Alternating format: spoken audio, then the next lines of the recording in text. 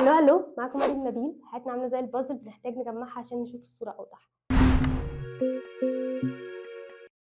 أحيانا الظروف بتغير مصيرنا، زي مثلا إن طفل أهله يسافروا أو حد فيهم يتوفى أو حتى ينفصل.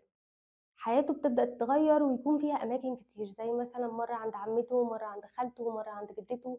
والرولز في كل مكان بتتغير. إزاي ده ممكن يأثر فينا وممكن يوصلنا لإيه؟ ده اللي هنتكلم فيه النهاردة مع إسراء. ازيك يا إسراء؟ عاملة إيه وإيه الأخبار؟ الحمد لله، انتي عاملة ايه؟ الحمد لله. قوليلي ازاي أثر فيكي تغيير الأماكن؟ والله كل واحد الظروف بتحكم عليه في طفولته بحاجات معينة. فأنا ظروفي حكمت إنه أنا أتنقل من بيت لبيت، اوكي. أعيش في communities مختلفة تماما عن بعض. مم. سواء في مدرسة، سواء في جيران، صحاب، في كل حاجة في الدنيا. مم. فده خلاني إن أنا أشوف بعين أوسع، أشوف حياة الناس هنا وحياة الناس هنا، والناس هنا بتفكر إزاي وهنا بتفكر إزاي. بس في الوقت ده أنا كنت مضطرة إن أنا أقول أوكي وأقول حاضر بس. فكان أي مكان باروحه كنت باتبع الرولز اللي فيه، حتى لو اوكي. الرولز دي مختلفة عن المكان اللي بعده. يعني حتى أنا بتكلم في، حتى لو من نفس العيلة، بس ممكن البيت ده غير البيت ده، أسلوب مم. البيت ده غير أسلوب البيت ده. ف... فالحمد لله كنت بتحطيني في اي حاجه بتماشى معاها عادي. فعلا، طب برافو اها. عليكي. بس ده خارجيا، داخليا مم. كنت متأثرة نفسيا جدا. اوكي. وكنت شخص شرير إلى أبعد الحدود. يعني أي حاجة كنت بعملها غلط كنت، طب ما أنا اتمرمطت في حياتي وتعبت، هم السبب مش أنا. اه، كنتي بتعلقي المشاكل على حد تاني قصدك؟ مهم. اوكي. أي حاجة في الدنيا بقى، لو كسرت حاجة مش أنا. أنا إيدي لو وجعاني حد هو السبب انا مش كده أنا. كده متضايقه، ماليش دعوه يعني. اهم. اه. وبعدين اكتشفت إن ده عمّال يرجّعني لورا، يرجّعني لورا، ولا يمكن هاخد خطوة لقدّام. عشان مش بتكتشفي نفسك، مش بتشوفي نفسك انت. أنا مش موجودة أساسًا، فاهمة؟ بس كان كل اللي على لساني حاضر وأوكي، وحتى لو باعمل الحاجة دي غصب عني، بس أنا متعودة إن أنا لازم أقول حاضر. مم. حتى من غير ما بافهم ليه. الرولز طول الوقت كانت مختلفه. ده اهم. عمل فيكي ايه؟ خلّاني مشتتة، مم. خلّاني أنا مش عارفة أصلًا أنا باحب إيه وعايزة إيه وعايزة أعمل. أنا عارفة كل ده بيتعمل إزاي. أنا اوكي. 60,000 شخصية في بعض، مم. فأي حاجة هاعرف أتعامل فيها. بس ما فيش مبادئ، أو ما فيش أو أنا متعلمة المبادئ بس ما كنتش بانفذها. مم. يعني زي ما قُلت لِك كنت بارمي كل حاجة على غيري، مع إني عارفة مثلًا إن في أصول كده الواحد لو متربي ومشي عليها مش هيتحط في أي حاجة وحشة إن شاء الله. اوكي. الحاجات اللي إحنا اتعلمناها في المدرسة زمان، اللي هي الفتنة، ما تكدبيش، ما تعمليش مم. الحاجات دي، حتى لو في أبسط الحاجات، هي دي اللي هتخلّي الحياة أحسن.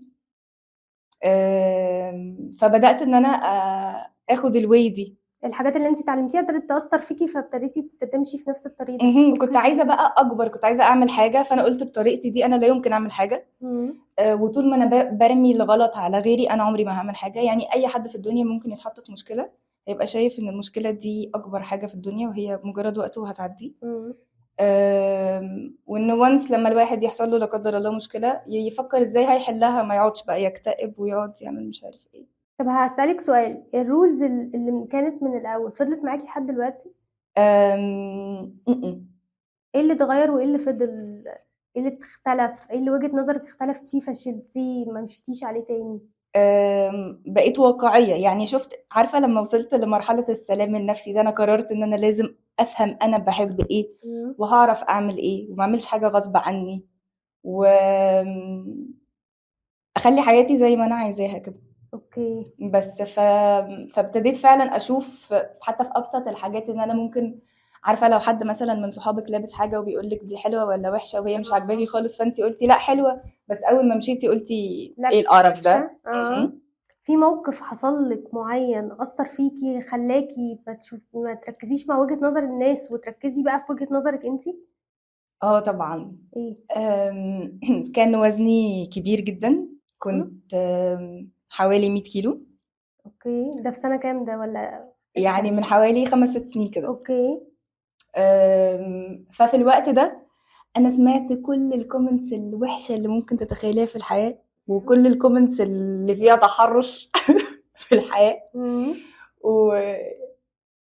ومن الناحيه التانية دلوقتي لما خسيت سمعت كل الكومنتس الحلوه وكل الكومنتس الوحشه، فكل واحد بيقول الموضوع من وجهه نظره. مفيش حد بيعجبه حاجة، يعني مش هتلاقي كل الناس بتتفق على حاجة. بالظبط، كل واحد بيقول من وجهه نظره هو، لان انا سمعت كل ده هنا وهنا وسمعت كل ده هنا وهنا، فانا خلاص بقيت عادي، قولوا اللي انتوا عايزينه. انا كده كده هم انا عايزاه. اوكي.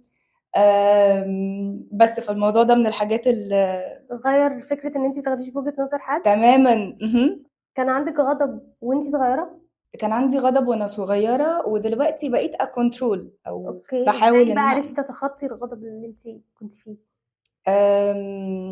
اولا اول حاجه عملتها، شفتي لما قلت لك ان انا كنت شريره، صالحت كل الناس دي، حتى اللي ما كانش يعرف ان انا عملت رحت قلت له انا عملت، فاهمه؟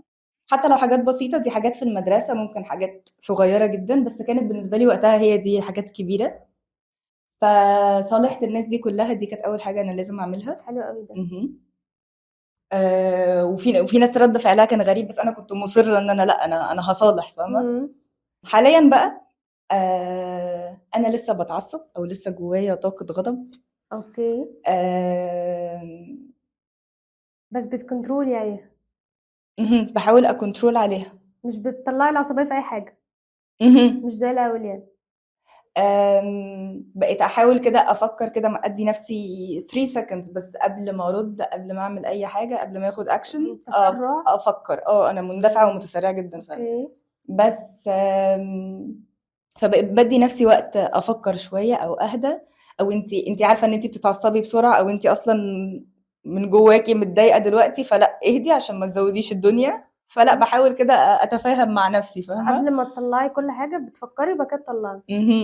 او ده لو نفع؟ دلوقتي مش يعني شويه، طب حلو. وبيزعل ناس كتير عامه، بس انا شايفه ان هو احسن لعلاقات صحيه اكتر يعني. دي حقيقة. انتي تفكري قبل ما تدي رد فعل، عموما ده بيكون احسن. اها ايه القرارات اللي انتي واخداها تعمليها لما تكوني متجوزة ومخلفة عشان ولادك ما يعيشوش نفس التجربة حتى لو انتي انفصلتي ما اجيبهمش اصلا؟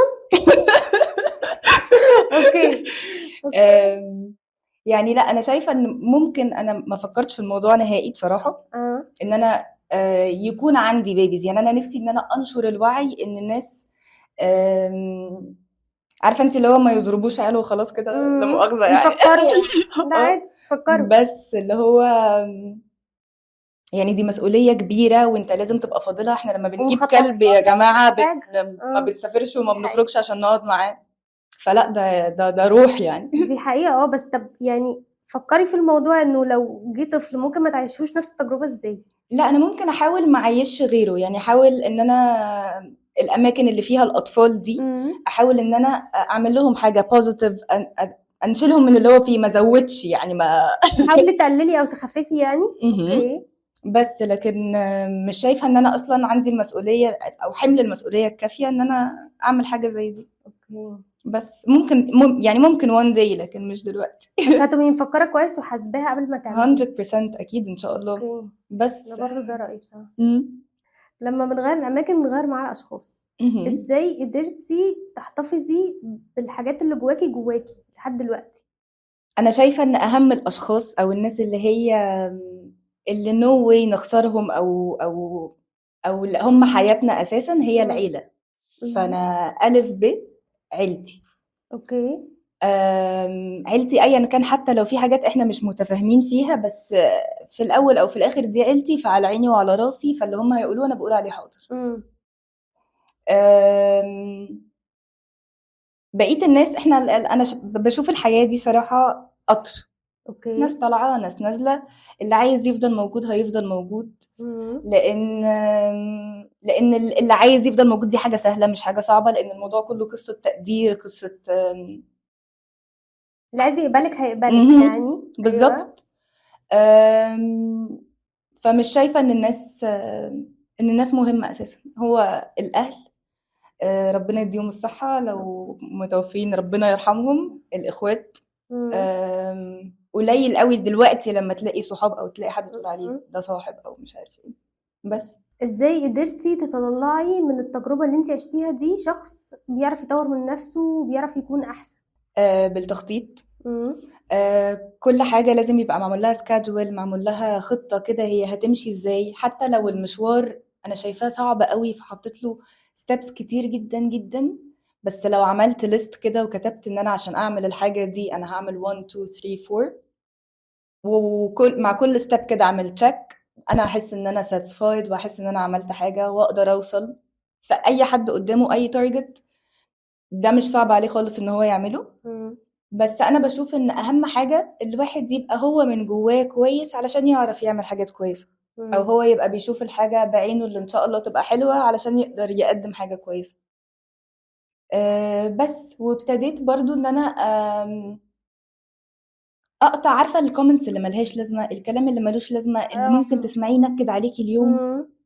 فلو الواحد فكر لثانية بس قبل. خرجتي الاشخاص دي من حياتك اصلا ولا خليتيهم؟ هما للأسف هما موجودين. اوكي، بس ما بتسمعي لهمش.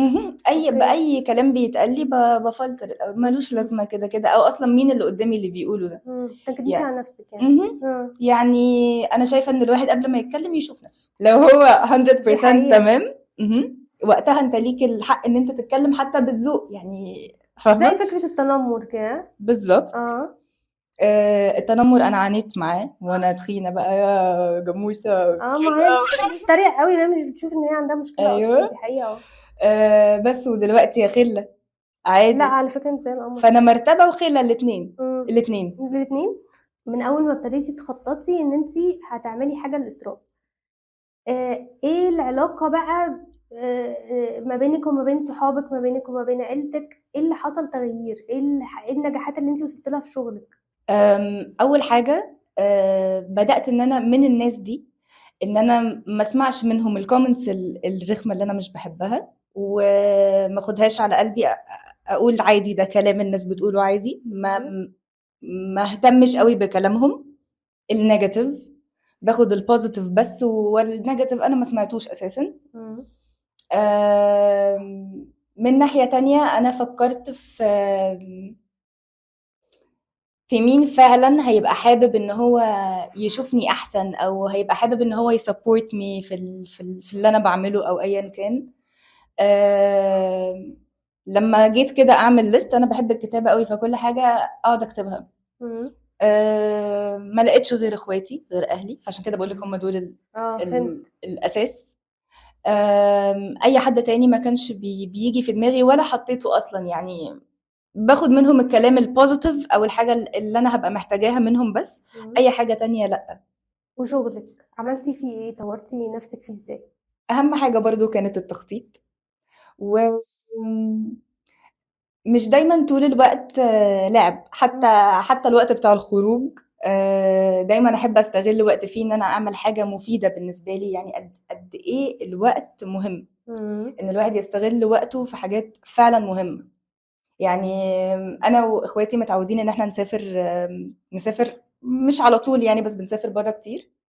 تقريبا ما فيش مكان رحناه غير لما اخدت فيه كورس، حتى اونلاين كورس ساعة ساعتين مم. في اليوم، بس اللي هو انا لازم اعمل حاجة مفيدة. فاهماني؟ مم. بس فالحمد لله ده ساعدني كتير ان انا اطور من الشغل. وصلتي لايه في شغلك وطورتيه ازاي؟ وصلت لايه في شغلي وطورته ازاي؟ انا بدأت في كل الشركات اللي ممكن تتخيليها. مم. اي حد بعت له السي في بتاعي، وطبعا ريجكتد، ما فيش، مش موجوده دلوقتي. عادي، الكلام ده ما كانش بيأثر فيا خالص. شاطرة. بس دخلت internships في شركات كتير، وشركات مم. ممكن فيلدز مختلفة، فكنت بكسب من هنا experience، من هنا experience مختلفة. مع ان انا اصلا فاروقة، يعني بحب اشوف واعرف هنا واعرف هنا. مم. فالحمد لله ده ساعدني كتير ان انا البلان بتاعتي تبقى مظبوطة اكتر. لو بعدل فيها بسيط، بس مم. هي موجودة. والحمد لله دلوقتي بقى عندي نايلا's advertising agency. برافو. نايلة دي عشان بنات اختي ندى والعيلة. اوكي. بس والحمد لله في تطور ودايما يعني الحمد لله في الأحسن. يعني أنا حسيت بنفسي بعد ما عملت كده بصراحة. إسراء، أنا عايزة أشكرك بجد إن أنتِ كنتِ موجودة النهارده في puzzle. أنا انبسطت إن أنتِ جيتِ. أنا اللي مبسوطة أوي أوي والله. ميرسي. ما تنسوش تعملوا لايك وشير وسبسكرايب وتفعلوا زر الجرس. ساعات كتير بنتحط في ظروف ما لناش ذنب فيها، بس بيكون لازم نتعامل معاها. ساعات كتير الpuzzle بتكون صعبة وكل ألوانها غامقة وشبه بعض، بس أكيد أول ما هتجمعها هتحس بإنجاز.